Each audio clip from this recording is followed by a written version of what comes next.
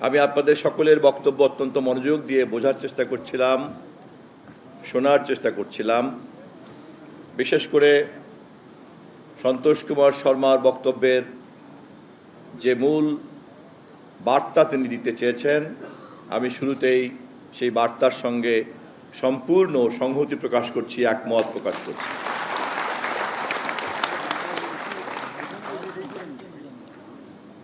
তিনি যখন বক্তব্য রাখছিলেন তখন আমি কল্পনায় দেখছিলাম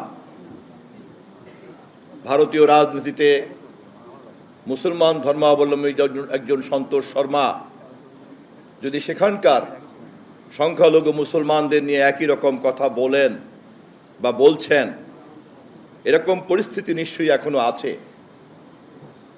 এবং বাংলাদেশের সন্তোষ শর্মা আর ভারতের মুসলমান সন্তোষ শর্মা, তাদের সমস্যা কিন্তু কম বেশি একই।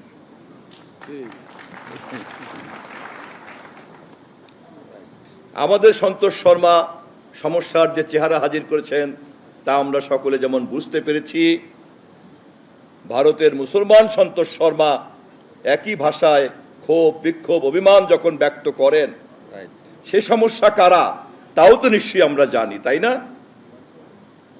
এবং এই ধরনের সমস্যা যারা তৈরি করে তারা সব দেশেই কিন্তু ধর্মের ব্যবসা করে। তারা সব দেশেই ধর্মের নামে মানুষকে বিভক্ত করতে চায়। তারা মানুষের ধর্মের অনুভূতিকে বিভক্ত করতে চায় এবং তারা পরস্পর গোপনে আলাপ করে বিভিন্ন ধর্মের মধ্যে ধর্মান্ধতা এবং জঙ্গিত্ব তৎপরতা চালানোর জন্য বলে। কেননা একজন যদি এই কাজ করে অন্য একজনও একইভাবে উপকৃত হয়।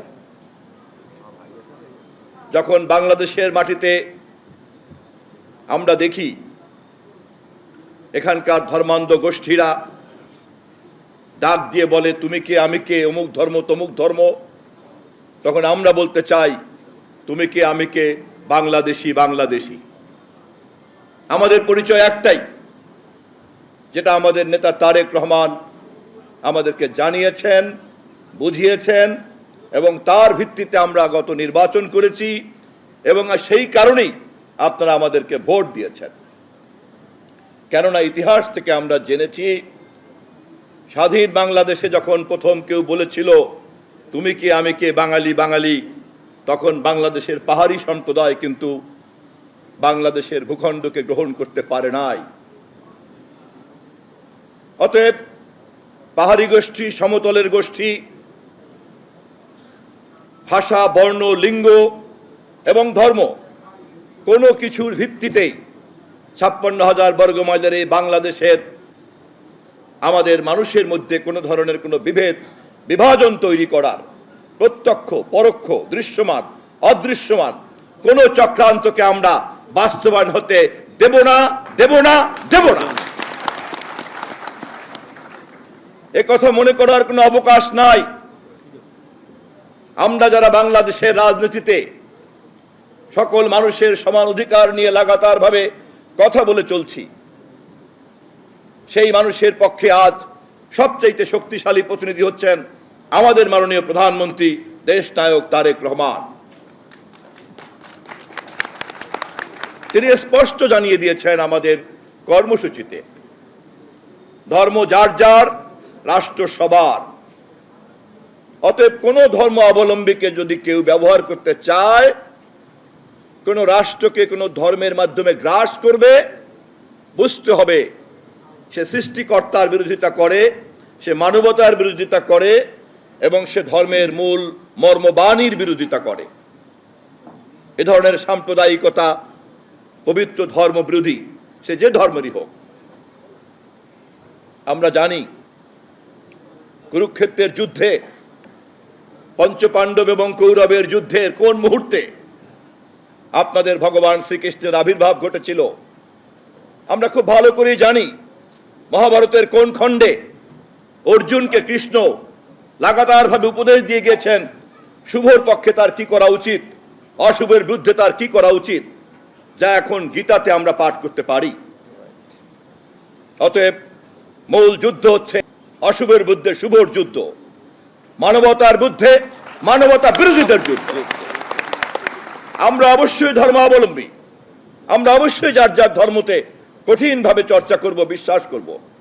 আর সেই কারণেই অন্য ধর্মাবলম্বীকেও আমরা সমানভাবে শ্রদ্ধা করব।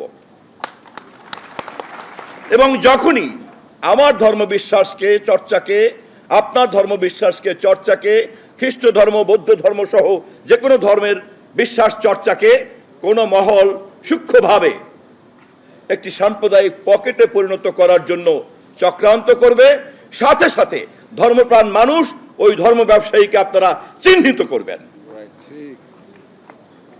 আমাদের ধর্মচর্চা তখনই সার্থক হবে যখন আমরা ধর্মচর্চাকারীরা ধর্ম ব্যবসায়ীদেরকে সঠিকভাবে চিনতে পারবো, জানতে পারবো এবং বুঝতে পারবো। রাজনীতিতে দর্শন, চিন্তা, আদর্শ কোনো ধর্মীয় দর্শন আদর্শ নয়। ধর্মীয় দর্শন আদর্শ সর্বশক্তিমানকে ঘিরে আবর্তিত হয়।